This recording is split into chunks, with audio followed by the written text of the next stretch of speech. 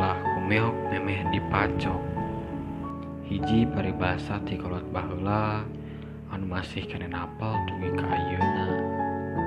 Nyaeta ulah sieun ku kagagalan di mana urang nuju ngaraih impian.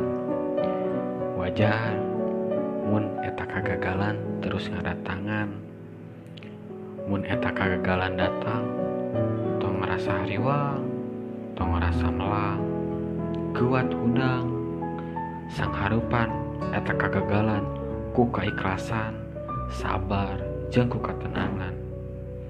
Mun doa urang can diijabah, urang ulah harisih, meureun aya hate nu can bersih.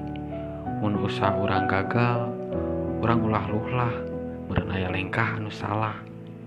Ngadoa ulah dugi ka stop, usaha ulah dugi ka kapok, sabar jeung keluarkeun sumanget dugi ka mentok.